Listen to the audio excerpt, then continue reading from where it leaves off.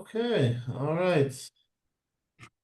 All right, it's been a while. It's been a while. We've had a long break, and we're coming back to continuing Sefer HaKuzari, right? We're right in the middle of Sefer HaKuzari in the third Ma'amar, the third section out of the five sections.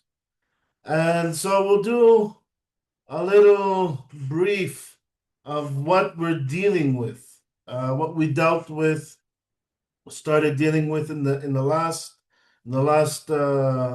session that we had. Remember, we're talking now about mindfulness, Jewish mindfulness, right? Why do we have so many berachot? And today we're going to get into right the purpose of tefillah. Why do we have tefillot? And all this is coming to bring us or elevate our consciousness, our life, into a more conscious life, more aware living. We connect with God through studying Torah, right? Through understanding God's wisdom, and God's wisdom is surrounding us in the entire life experience that we have in the entire universe. And the Hachamim want us to take a pause from our everyday routine. They structure pauses in our lives to say, oh, wow, there's an apple here, right? It tastes amazing. What's the wisdom that went into creating this apple? Stop and say, Baruch atah Hashem, right? Bless you are who created the fruits of the trees, right? When you encounter a beautiful sight or you encounter a great smell, you pause and you say, Borei minei besamim, or Borei atzeh besamim, or whatever it is. And he's coming to warn us, and we discussed this in the last class, the difference between Jewish Hebrew mindfulness, which is grounded on awareness and reality, as opposed to the pagan spiritual awareness, which is grounded on unverifiable knowledge and imagination.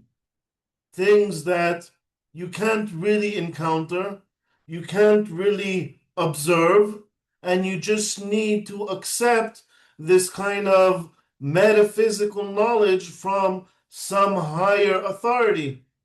And it's completely disconnected from your actual day-to-day experience. And then we started going through really the first berachot that are introduced in Masechet Berachot, right? The berachot of the Shema and the Shema itself, which is what we're going to continue our discussion now, and move from there, from the Shema, into the Tefillah itself, which again, it's a structured sequence of berachot that we're saying. Okay, so we started with ahavat olam ahavtanu, right? That you love us, or sorry, we started with yotzer hameorot, right? He who forms the light. He reflects on the order of the cosmos, the grandeur of the heavenly bodies, and their usefulness, while remembering that before their creator they are no greater than worms, right? And we said, even look to the bees and the ants, right? They appear immensely only because we benefit from the benefit we derive from them. You say, all of the pagan world went after worshiping the sun as the primary mightyful God, right? The sun God. However, when you apply your understanding, you understand that the wisdom that goes into the sun and the celestial bodies is no greater than that goes into the small beings, like an ant, examining a small ant or a worm, right? They appear immense only because of the benefit we derive from them, right? The truth is, we also derive plenty of benefit from, let's say, bees, but we don't necessarily see it so quickly as we do with the sun that lights up our day.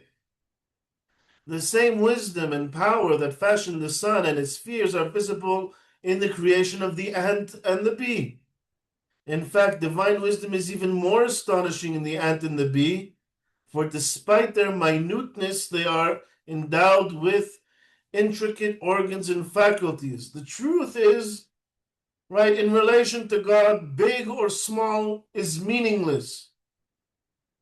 Only to us, right, something being huge may be perceived as great, and something being extremely small may be perceived as difficult to engineer. But what difference does it make to God? It's all the same, right? So he keeps this in mind, meaning the person praying and going over the blessings of the Shema, right? Even though you're praising the sun because of the direct benefit that we receive from it, right? You keep in mind that the light of the sun does not overwhelm him or mislead him into adopting the beliefs of those who worship celestial beings. He does not imagine that the sun or moon can help or harm independently.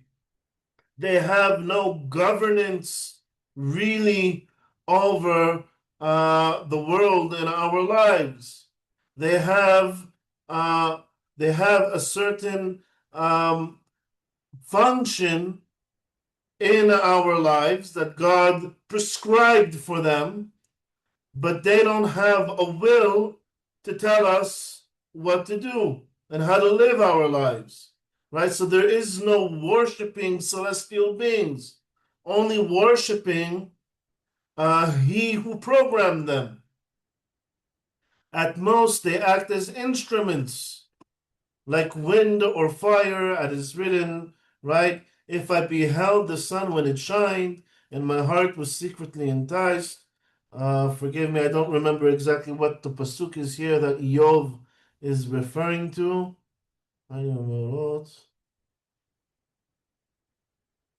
So in the blessing that so that's Yotzer HaMeorot, right? And then we move on, right, from Yotzer HaMeorot. This is the progression of the Shema, right? With eternal love, Ahavat Olam Ahavtanu, right? God loves us with this eternal love, Ahavat Olam. What is this Ahavat Olam?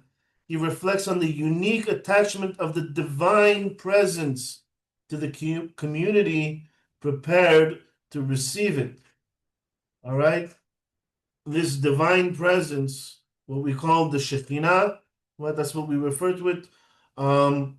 It's like the counter, there's like two sides to the coin of having the image of God, having the Selem Elohim, means having this attachment to this divine presence, right? That's the one side. Our side, the other side is the Shekhinah, the divine presence itself.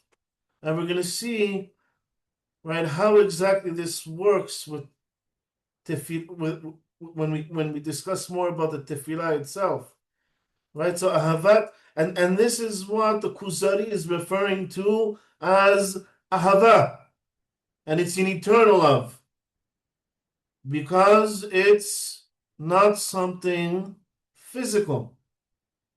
And this is what Maimonides, when he refers to mitzvah, the second chapter of the Mishneh Torah, is the mitzvah to love God. He says, what is the way, the path to having this love for God? It says, B'sha'ah she'itbonen ha'adam. It's when a person examines the world, studies the world, and sees God's wisdom through the world, this establishes this thing called ahava between us and God. This is what intensifies our connection to God, uh, which is through our Selem Elohim, the image of God, right? Connecting more to this divine presence.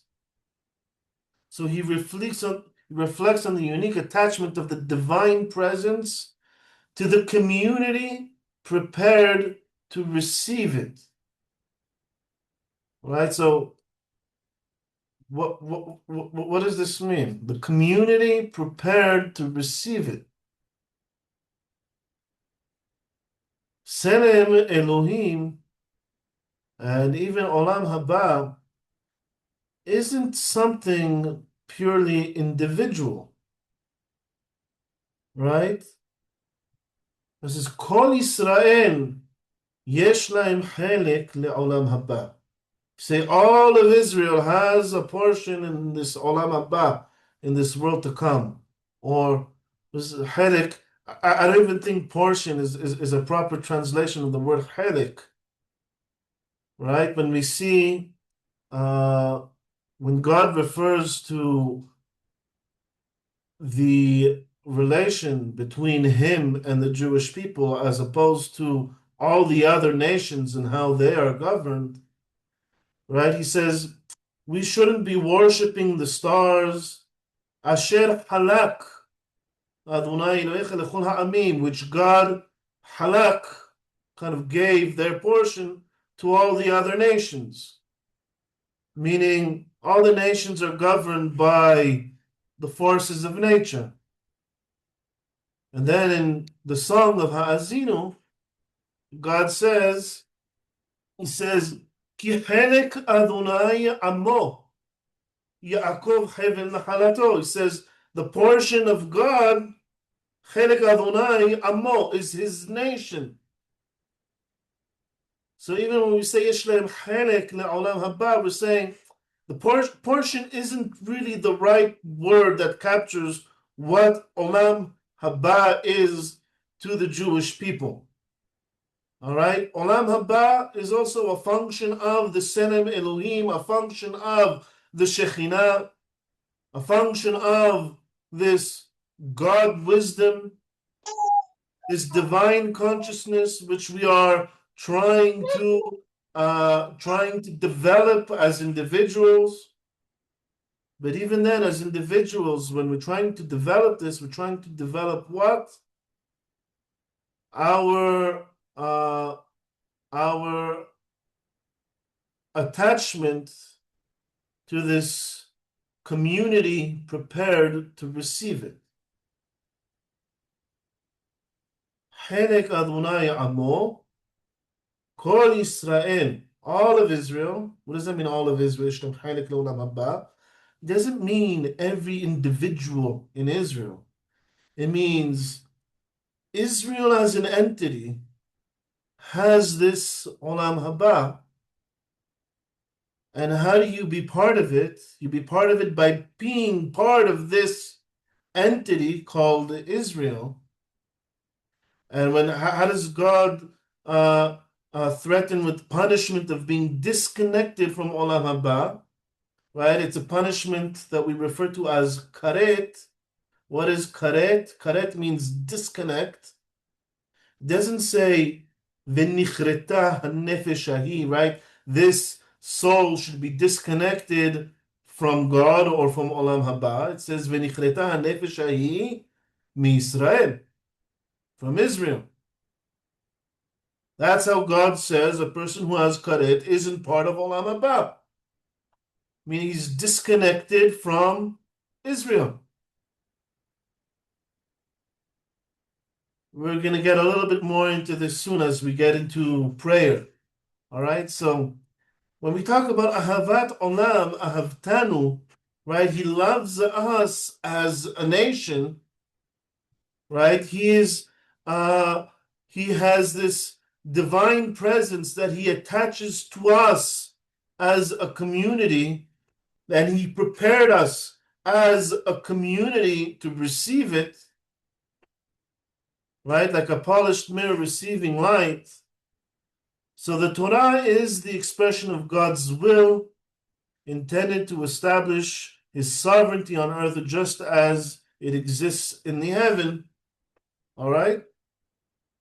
The truth is, all of the world around us is an expression of his will and wisdom, right? The Torah is a system that we can systematically study to understand this wisdom and behave in accordance to this wisdom to connect to this divine presence.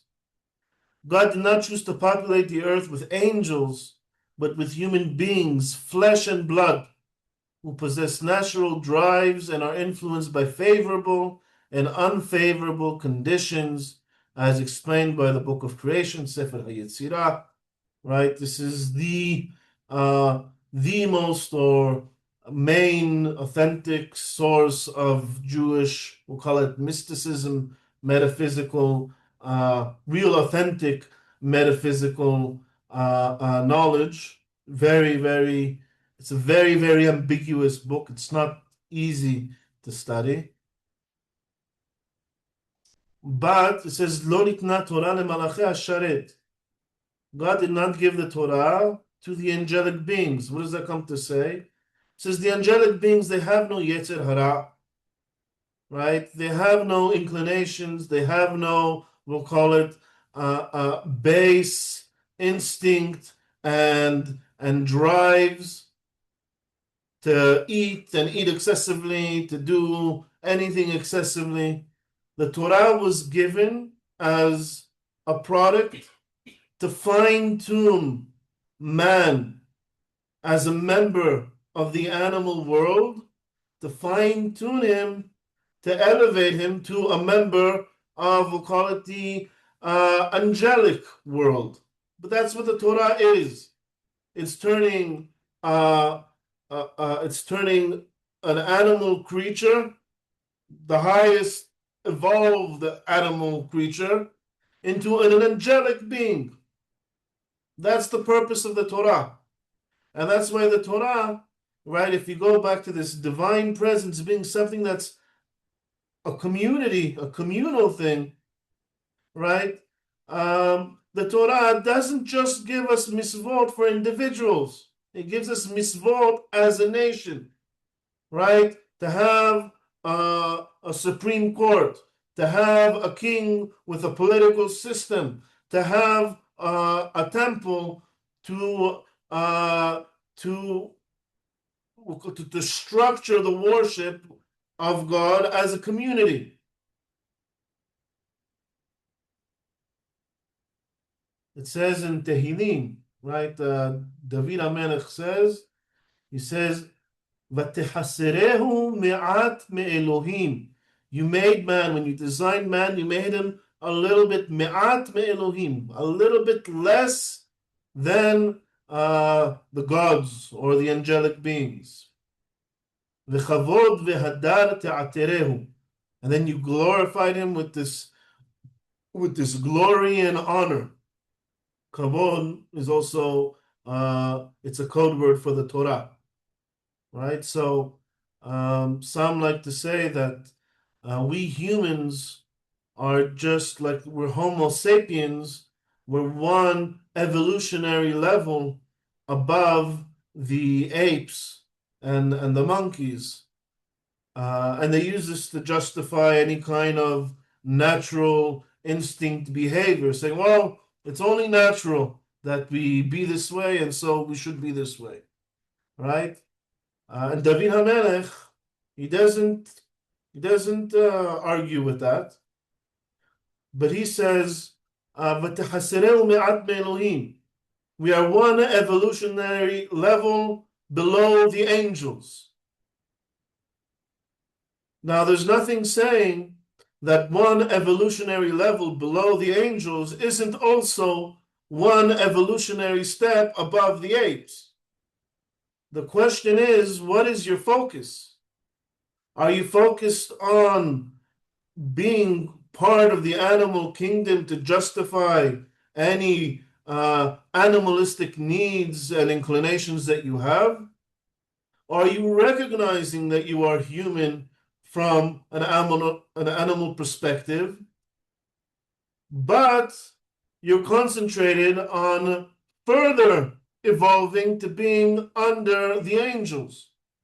And this is what the Torah is coming to direct us to do.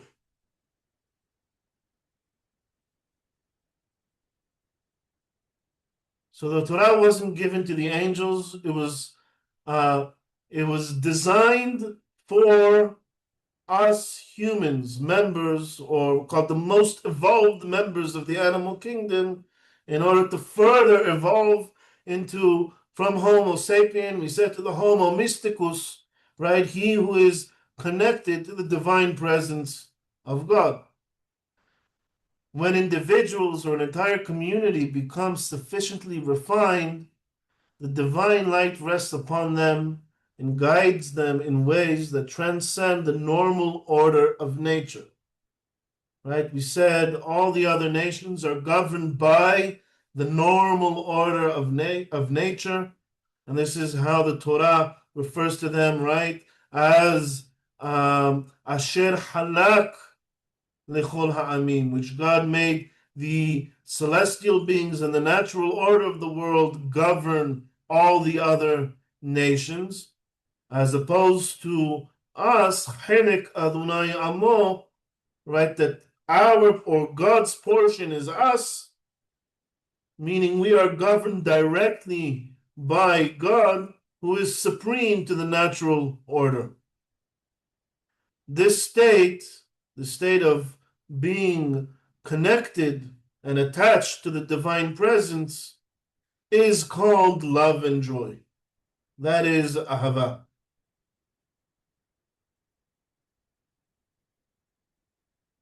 So he says here, we were talking about the community prepared, right? That it's collective. However, he says here, when individuals or an entire community becomes sufficiently refined, so how do individuals, who are these individuals? Says there were some people who were able to connect to this divine presence, as we saw previously, right? Until the sons of Jacob, there were individuals who had Senem Elohim, but it has expanded to be a national thing, right? So between Adam and Jacob, only a few individuals were worthy of receiving the divine influence, right? We covered this already also in the first Ma'amar, the first section of the kuzzari, and we repeated it again also in the second. Once they became a people, however, the divine presence rested upon them in love to be a God unto them, right? Liyot lecha Elohim. Lecha speaks to us as a collective, speaks to us as an individual, right? When we received the Torah, when we came to Har Sinai, it says, Vayihan Yisrael neged Ahar, Israel rested before the mountain. Vayihan is in the singular form. And the Hachamim say, what does that mean? Vayihan. Why does it say Vayahanu? Right? And they rest and they encamped, but it says Vayichan. And he encamped in front of the mountain and says, Ke'ish ehad belev ehad, as one person with one heart. Meaning the entire nation encamped as one person, as one, we'll call it, in today's language, we'll call it as one entity. In the wilderness, they were arranged in 4 camps corresponding to the 4 directions of the sphere, meaning of the sky, and in 12 tribes corresponding to the 12 zodiacal signs, with the Levites in the center. Right? This was how we as a nation tried to kind of embody the cosmic structure. That's also what the Mishkan is also arranged in this way, meaning we're using this godly cosmic wisdom to arrange ourselves as a nation. just as described in the book of creation. Again, Sefer he deals with this more in the next section of the kuzzari. The temple too stands at the center, while God sustains them all. Right, so the Mishkan was in the center, and the temple, the Mikdash, is in Jerusalem. It's in the center. It's the focal point of the Jewish state. The Temple Mount houses the temple, which is, we'll call it the priestly crown. It houses the Sanhedrin, the Supreme Court, which is the legal crown, and it also houses the king, which is the political crown. Right? But all this is a way for us as a nation to embody God's wisdom, not just as individuals. All of this express divine love. Again, love here is also synonymous with a divine wisdom. And for this reason, the blessing is recited, right? Ahavat olam ahavtanu. Then we move on to the Shema. So we start with Yotzer HaMeorot, and then we move on to the Shema, to Ahavat Olam, attaching to this divine wisdom, and then we move on to the Shema itself. He accepts the yoke of the Torah, right? Also the unity of God. Unity of God means unity of the entire, basically the entire cosmic wisdom and intelligence. There isn't, God of the sea trying to conquer the God of the land, right? But these are all Malachei HaSharet, angels in his service, and he's orchestrating all of them, right? That's what the Yehud Hashem is about. There's this what's the word? There's this harmony in the world that God is orchestrating. Right? Then we recite the Shema, we accept the yoke of the Torah, we accept him, right? Only God and nothing else as our sovereign, as our king. In the section beginning, true and certain, right? Emet v'yasiv, once we finish the Shema, and the parashiot of the Shema is accepting the Torah as our legal framework. Right? Then we go into Emet v'yasiv, the first blessing after the Shema. He affirms his firm commitment to observe the Torah. Emet v'yasiv means everything of the Torah says is true and it's permanent. Yasiv, I wouldn't say certain, it's stable. It means it's eternally stable. Yatziv. He affirms his firm commitment to observe it. After internalizing everything that preceded, he binds his soul to this covenant and testifies that his children and all future generations are obligated to it, just as our ancestors were, as written upon our fathers, upon us, and upon our children. Right? He said, Medvi Yasiv, right? It says, Azarenu, right? Al Banenu, Al Bene Banenu, right? Again, this is, our approach isn't, we aren't Jews as individuals. We are Jews as part of this entity called Israel. And this entity called Israel, this nation, isn't just me now, and isn't just me and my father and my son, but it's us from Matan Torah and forever. That is, the body of Israel is all the Jews that ever existed from Matan Torah and forever. So we aren't obligated as individuals to the Torah, but we're obligated as members of the Jewish nation, the eternal Jewish nation, to keep the Torah. A good word firmly established that never passes away, right? Because the wisdom of the Torah is eternal. The legality of the Torah, the validity of the Torah is eternal. He affirms the core principles of faith, God's sovereignty, his eternity, his providential care for the patriarchs, the divine origin of the Torah, and the proof of all this in the Exodus from Egypt, as expressed in the words, "It is true that you are the Lord our God, from everlasting is your name, and redeemed us from Egypt," right? We don't just believe in this transcendental God of the philosophers, the creator of the universe, who is completely divorced from the universe, completely separate from it, but he is the transcendental God and immanent God, as in he has his divine providence throughout our lives. He communicates with us, so he is sovereign, right? He is eternal, transcendental, but he's also provide hashgacha peratit, and interferes with our history. And the proof of all this, as we covered in the first, already established in the first section of the kuzzari, is the Exodus from Egypt.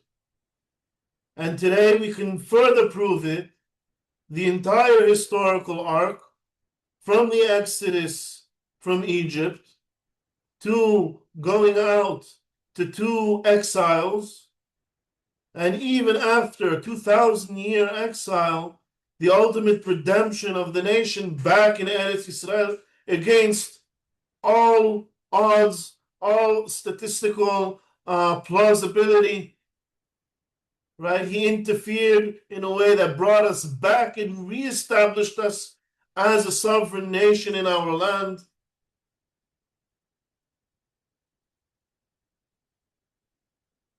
I would suggest, if you were to update the Tefillah to modern time, which I think the Tefillah does need an update. That's a side note. There are many things in the Tefillah that do need an update to reflect our actual current state. We need to remember that Tefillah was formulated right before the second exile, and it was formulated as a way. We'll get to that later, right? As a way to keep us as a community throughout our exile. Before then, there was no specific formulation of the tefillah. I do think the tefillah does need an update now that we are no longer in exile. Some of the wording of the tefillah still reflects us in exile, and I think it's just wrong to say certain things. For instance, on Tisha B'Av, you say, look at your city, how it's desolate and destroyed, right? Mibili banea yoshevet, right? It's unsettled without its children. There's 1 million people going in Jerusalem every single day. We can't say that anymore. It's just wrong. It's lying in our tefillah. Anyways, that's a side note. In my opinion, the tefillah needs an update in order to accurately express the reality that we're living in. So, if we're going to update the tefillah, I think we could also, this part also didn't just redeem us from Egypt, but redeemed us repeatedly over and over again. And now that we're back in Eretz Yisrael, I think that is like the ultimate proof of God's providence for his nation throughout history. One who internalizes all of this with clarity and sincerity is a true Israelite worthy of aspiring for divine presence.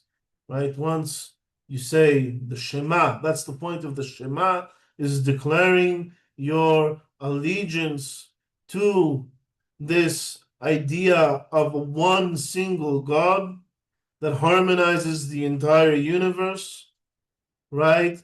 And he's not just a transcendent God, but he interferes with those who have the divine presence. He actively guides the world and didn't just create it and let it run on autopilot, but he's actively involved in the world. Right? So once you have all this, this is you being part of this community of Israel. That is a true Israelite, worthy of aspiring to the divine presence, having this chalik of God or of Olam Haba, which among all nations was uniquely attached to Israel. He stands before God without difficulty and receives response when he prays. Right? So, this is preparing you for standing before God. After this, we're going to go into the Tefillah. Right? And the Tefillah, what is Tefillah essentially? I like to think of it as the opposite of Nevuah. Nevuah is being in tune to receive a message from God, the broadcast that's coming from God. Tefillah is tuning yourself, right? Is you tuning yourself to this message, while the Nevuah is, once you're tuned, receiving the message. Right? It's us communicating to God, while Nevuah is God communicating to us. It's just the other direction. It's two sides of the same coin.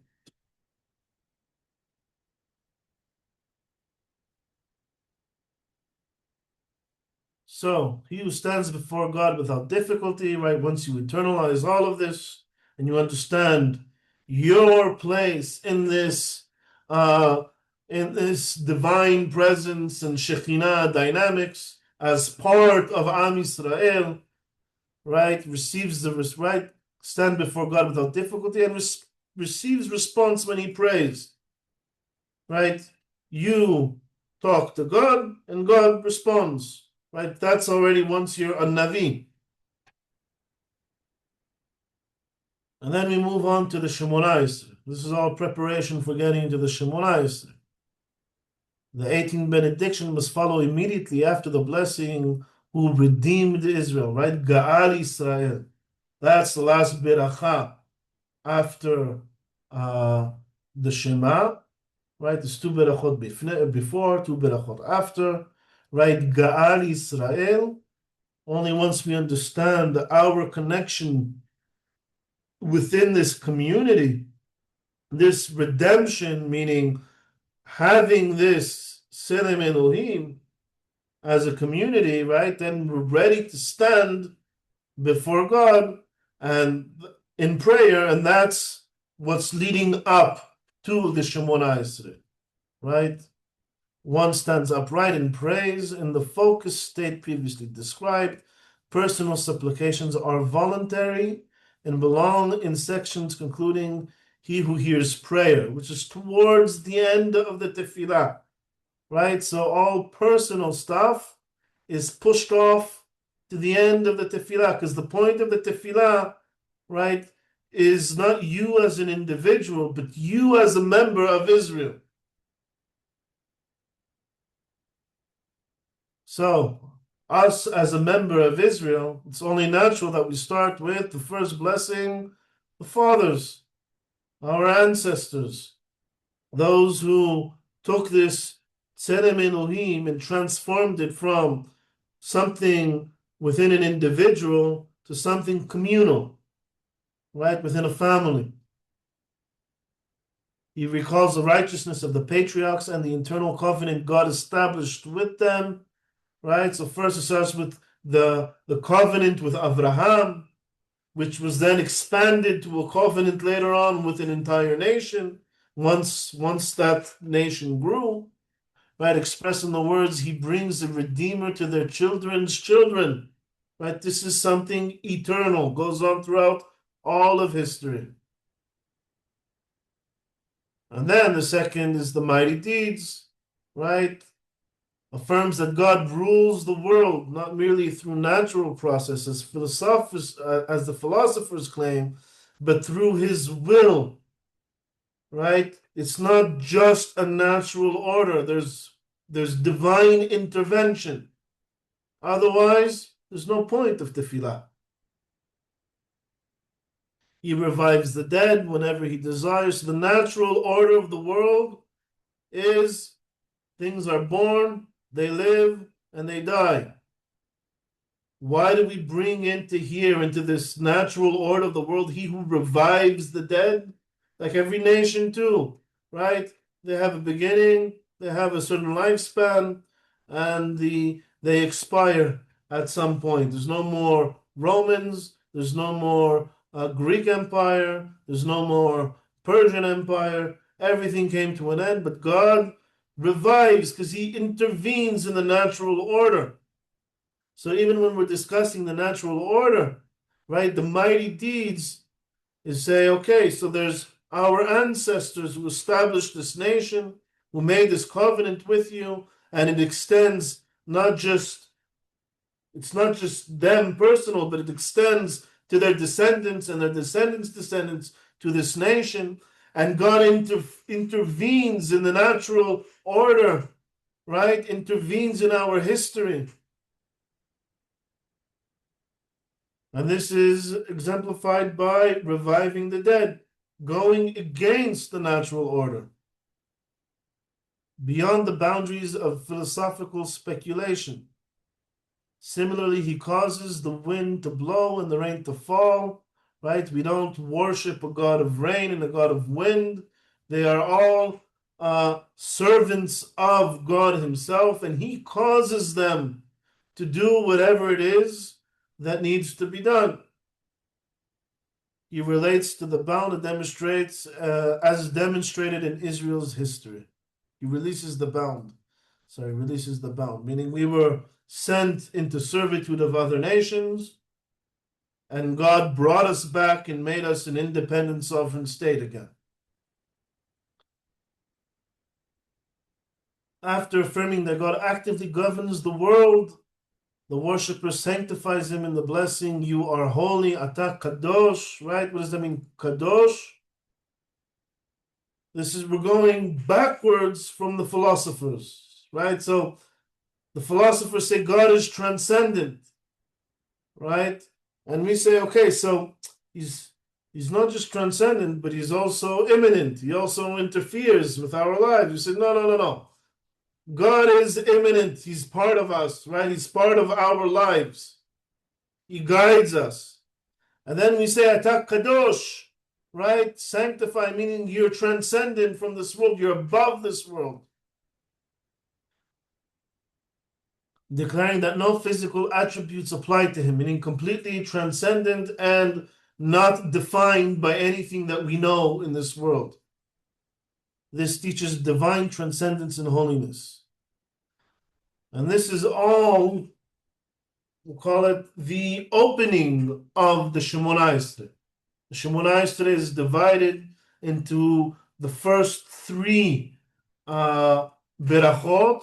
It's the opening of the Shemona Esrei. We're not asking for anything. We're just stating certain beliefs that we have. And then we have the berachot, or at the end we have the last three berachot are closing the tefillah. And then in the middle we have what we're asking for, refuah, and reinstituting us as a nation, and wisdom, and everything else. So the blessing of the fathers and the mighty deeds must precede sanctification, right? Making him transcendent. First, remember, when the king of Kuzar went to the philosopher said, God is transcendent, doesn't care about anything. Then he went to the Christian said, God is immanent, right? It says, how do you know of God? God is the creator of the universe. He went to the Muslim, God is the creator of the universe, right? And then he came to the Jew, and the Jew said, the Hacham, he said, God is the one who took us out of Egypt and gave us a Torah, established a covenant with us. And the king of Kuzar challenged him and said, everyone else said, God, the creator of the universe. Why are you saying the God who took me out of Egypt? That's very individual.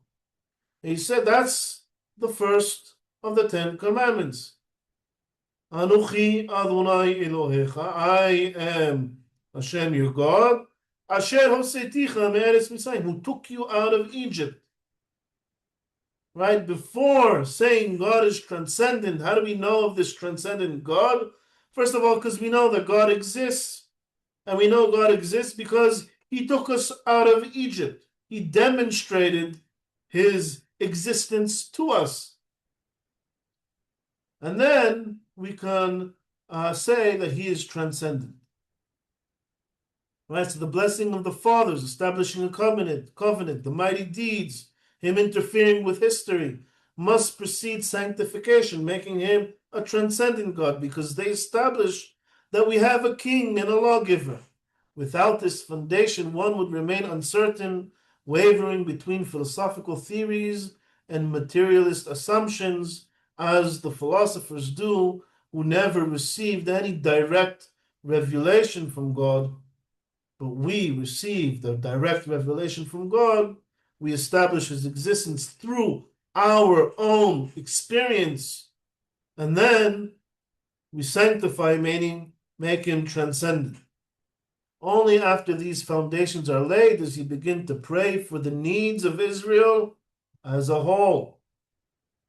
It is not permitted to insert unrelated requests except in the designated place for voluntary supplications, right at the end in Shema Tefillah. The entire Tefillah is not meant for us to ask for personal things, which you can do at the end, right?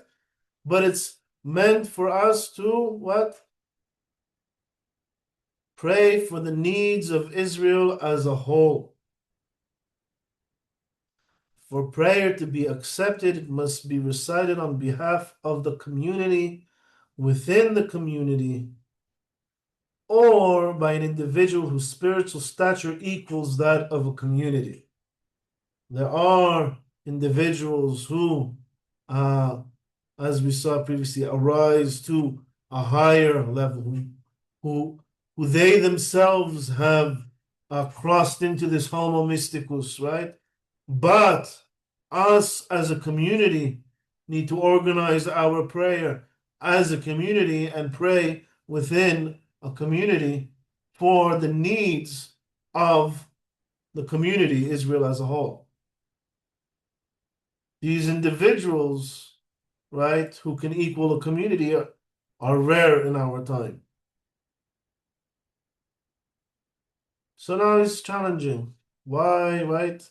If each person were to pray on his own, wouldn't his soul be more focused and his mind distracted?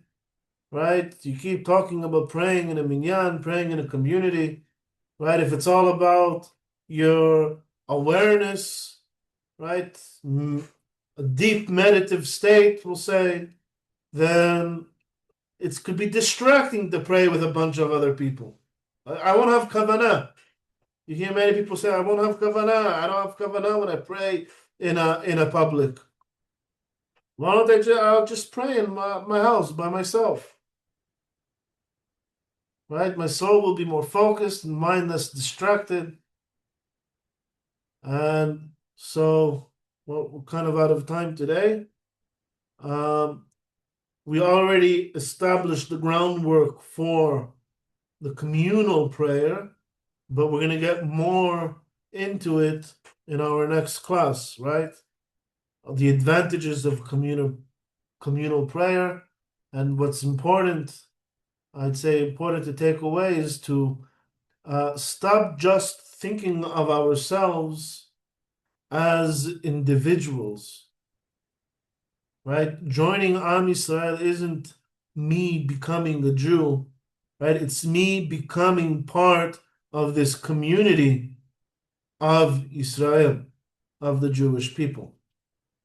And what I find interesting, right, if we go back to, right, comparing the sun to close to the ant or the bee, right? The ants and the bees, they're like the ultimate, call it hive communal entities. A bee on his own is nothing. It doesn't function, right? It has the queen. The whole hive functions as an entity. we're not hives. We don't have hive mentality. However, we need to stop thinking of ourselves as pure individuals. We have responsibility to our community. We function best as a community. Each one of us has his individual identity. Each one of us has his strengths and weaknesses. But we as humans are actually very, very, we our strengths are very limited. We're social beings and we function as a society and not as individuals. One person in the jungle on his own is helpless. His chances of survival are extremely low. However, as the human race, we've dominated the entire world. As members of the Israel community, right, we are leading the entire world. And so we need to realize that we're not just individuals, even in our approach to, we'll call it to religion, in our approach to worshiping God, we don't worship God as individuals. We have our individual mitzvot, but our real worship of God is as a community of Israel. And this is something that unfortunately many people miss, and they only look at their own personal liability. Am I keeping Shabbat? Am I keeping kashrut? As long as I am keeping Shabbat and kashrut, everything is fine. Even though the Temple Mount is overrun by Arabs, I don't really care, because as long as I'm keeping Shabbat and kashrut, it's fine. As opposed to, no, that's the focal point of our service of God as a community, and we need to make sure that it's in our hands and we're in control of what's going on there and not our enemies. So we need to make this shift from 2,000 years of Galut, practicing as individuals, at our highest point as a member of a minyan, a center, the 10th person to make up a minyan in the prayer, right? And maybe we have a communal Beit Din, to actually serving God as a nation and us as individual members of this nation. Okay, and that's it for today. If there's any questions, please shoot.